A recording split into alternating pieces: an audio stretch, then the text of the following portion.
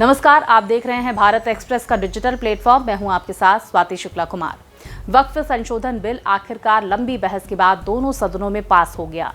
JPC के अध्यक्ष जगदंबिका पाल ने लोकसभा में इस विधेयक पर चर्चा में हिस्सा लेते हुए कहा था कि उनका सौभाग्य रहा है कि वो वक्फ के लिए गठित संयुक्त संसदीय समिति यानी जेपीसी के अध्यक्ष रहे हैं। उनका कहना था कि सरकार की यदि गलत मंशा रहती तो विधेयक को पहले ही पारित करवा देती, लेकिन अल्पसंख्यक मामलों की मंत्री किरण रिजिजू ने इस विधेयक को सीधे जेपीसी को भेज दिया।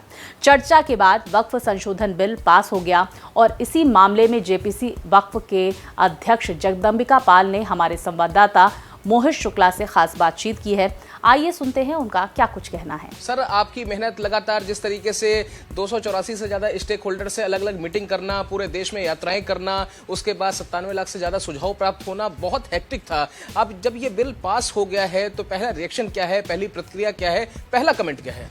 ये सबसे पहला तो मुझे संतोष इस बात का है कि चाहे 97 लाख प्रतिवेदन मिला, हमने 284 डेलीगेशन से ज़्यादा मिले, देश के हम महाराष्ट्र हो, गुजरात हो, तेलंगाना, तमिलनाडु, कर्नाटका, वेस्ट बंगाल, असम, उड़ीसा, यूपी, बिहार राज्यों का दौरा किया हो, 25 राज्यों के हम ऑफिशियल से मिले हों, वक्फ बोर्ड से मिले हों, सिनेहा सुन्नी, तमाम माइनॉरिटी कमीशन से मिले, लेकिन हमने 6 महीने में जो रिपोर्ट तैयार की 428 पेज की, ये पहली बार इस जेपीसी की पूरे जेपीसी की मेहनत का परिणाम है।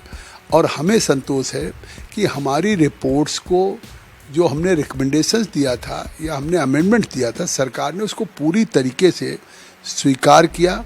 कल राज्यसभा में श्री किरण रिजिजू जी ने कहा भी कि अगर आज वो बिल तो नहीं है जो बिल हम अमेंड करके लाए थे 8 अगस्त को हमने प्रस्तुत किया था, आज तो जेपीसी ने जो रिकमेंडेशन किया उसके अनुरूप हम अमेंड करके लाए हैं।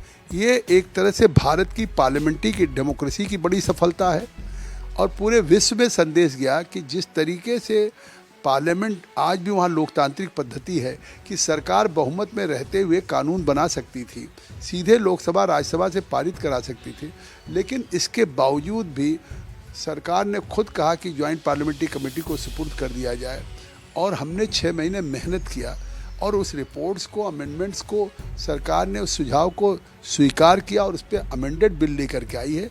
तो इससे बड़ा हमारे लिए गर्व का, संतोष का विषय कोई हो नहीं सकता और इसका फ़ायदा निश्चित तौर से, क्योंकि हमने इतना डिटेल सैकड़ों लोगों से डेलिब्रेशन, जो देश के इस्लामिक स्कॉलर्स हैं, वाइस चांसलर हैं, फॉर्मर जजेज हैं, हाई कोर्ट के लॉयर्स हैं, अन्वेषक हैं, अधिवक्ता परिषद है, इन लोगों के साथ हमने किया है कि उसका फ़ायदा इस दोनों बिल दोनों सदनों में पास होने के बाद इस देश के आम मुसलमान को, गरीब मुसलमान को, पसमानदा को, ख़वातीन को, बच्चों को, अरफन को, अनाथ को, बिडोज को मिलेगा।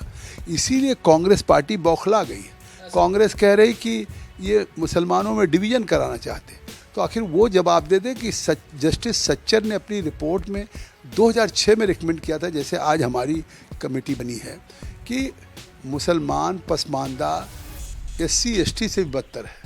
मुस्लिम महिलाओं में एजुकेशन में 51.9% इलिटरेसी है, केवल 6.9% केवल मुस्लिम महिलाएं हायर एजुकेशन तक जाती हैं। तो 2006 से 2014 तक आखिर कांग्रेस ने क्यों नहीं कदम उठाया कि गरीब और पसमानदा मुस्लिम्स की महिलाओं के लिए? अब तो वक्फ बोर्ड में इस संशोधन से पसमानदा, बैकवर्ड्स, OBC महिलाओं को मैंडेट किया जाएगा। वक्फ बोर्ड में भी जो ऑल इंडिया माइनॉरिटी काउंसिल होगी, मंत्री की अध्यक्षता में जो होती, उसमें होंगे। सर, एक सवाल मैं आपसे ये भी लेना चाहूँगा कि जब 10-11 में ये सिलेक्ट कमेटी बनी थी तो उस वक्त उसके मेंबर थे मोहम्मद अदीब साहब। कल मेरी उनसे बात हुई, वो ये कह रहे हैं कि साहब हमें तो आपने हमारी कम्युनिटी के लोगों को बोलने का मौका ही नहीं दिया, हमें सुनने का मौका ही नहीं दिया गया। लेकिन जहाँ तक मुझे याद है कि उस समय की कमेटी में 13 लोग थे, इस बार जो जेपीसी बनी है उसमें 31 लोग हैं। तो कहीं ना कहीं एक संदेश नहीं दिया गया है कि देखिए जितनी ज़्यादा हमने तो और ज़्यादा लोगों को मौका दिया है, 31 लोग जेपीसी में होना अपने आप में एक बड़ी बात है। क्या कहेंगे? देखिए, कब 13 थे और आज 31 है।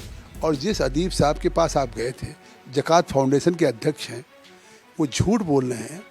रिकॉर्ड तो पार्लियामेंट में है, हमारे पास तो है नहीं।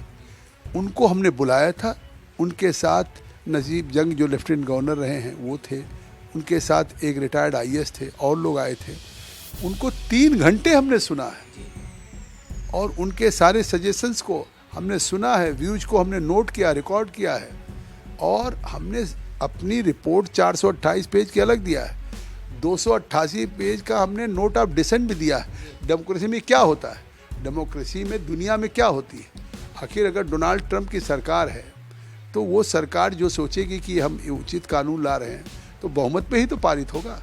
तो हमने आपके व्यूज़ सुने, उन व्यूज़ को हमने डिस्कस किया और उसके बाद हमने रिपोर्ट तैयार की, सरकार ने उस रिपोर्ट को स्वीकार किया है।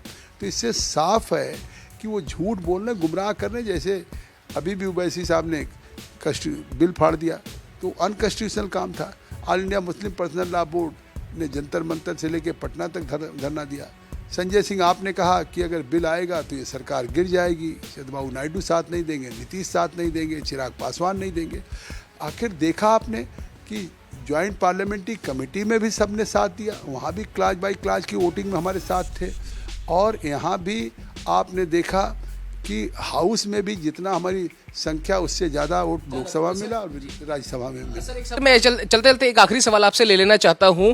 कहीं ना कहीं अपोजिशन ये कह रहा है, अपोजिशन के कुछ नेता ये कह रहे हैं कि जिस तरीके से कृषि बिल पर, कृषि कानूनों पर हमें बैकफायर हुआ था, हमें पीछे हटना पड़ा था, तो कहीं ना कहीं ये बिल भी कहीं ना कहीं सरकार के लिए दिक्कत ना क्रिएट कर दे। और दूसरा सवाल जो मैं आपसे लेना चाहूँगा कि सुष्मिता देव हैं, कल मैं उनको सुन रहा था, उन्होंने साफ तौर पर कहा था कि आज आप हुकूमत में हैं, आपके पास नंबर गेम है, संख्या बल है, सब कुछ है, आज आपने इसमें संशोधन कर दिया, कल को हमारी सरकार आएगी, हम इसको दोबारा इसमें जो भी अमेंडमेंट किए गए हैं, जो क्लॉज बदले गए हैं, उसमें हम दोबारा से संशोधन करेंगे।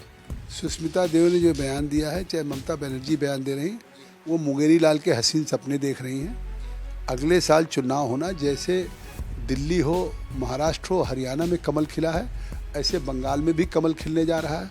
अगले 20 साल तक अमित शाह जी ने कह दिया सदन में कि भारतीय जनता पार्टी की ही सरकार रहेगी। इसे हम कहते हैं जगदम्बिका पाल कमेटी, क्योंकि अब तो आप ही ज्वाइंट पार्लियामेंट्री कमेटी है।